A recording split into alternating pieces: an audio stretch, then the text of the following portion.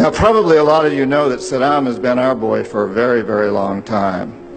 You may remember Abdul Karim Qasim, who was president of Iraq in the early 60s. Qasim came up with a unique concept. He said, Iraqi oil ought to go to benefit the Iraqi people. But we didn't like that very much. He began to tax the oil companies, particularly the British and some American companies, and threatened to nationalize our oil companies. And so we decided that Qasim had to go. The CIA sent an assassination team. It was headed by a man who was still going through high school, an Iraqi citizen who was still going through high school. They riddled Qasim's car with bullets on the streets of Baghdad and missed him. The head of this assassination team was wounded and fled to Syria. His name was Saddam Hussein. He was a CIA agent in those days, an assassin for us. He failed.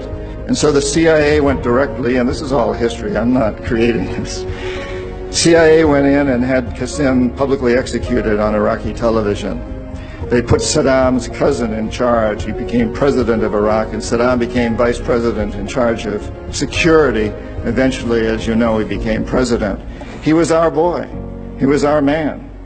And so, and we sold him a lot of, and gave him a lot of tanks. We built him, Bechtel built him big chemical, I don't know, my father-in-law was chief architect at Bechtel, built Saddam big chemical plants that were used, and we knew that they were used to make mustard gas and other chemical weapons that were being employed against the Kurds and later the Iranians. We knew this, but we sold him these things.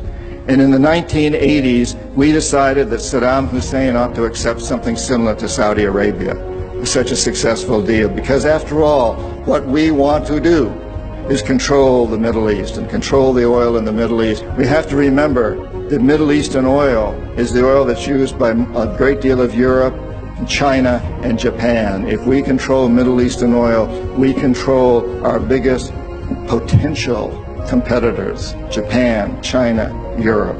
So it's very important that we do that. So in the 80s, we decided that Saddam ought to accept the same sort of deal that the Saudis had accepted. The economic hitmen went in and did their job on him, but he wouldn't buy. He'd been our man, but he wouldn't buy.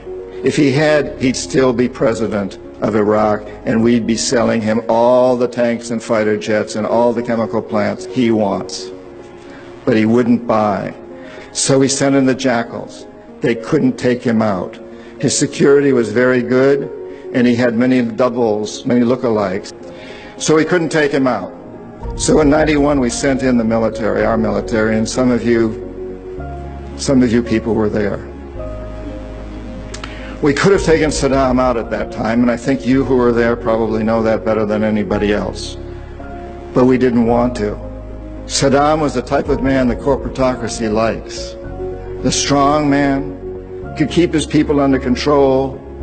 He could keep the Iranians under control on their borders pretty well. He could keep the Kurds under control. We thought that when we took out his military, he would be sufficiently chastised that now he would buy our deal.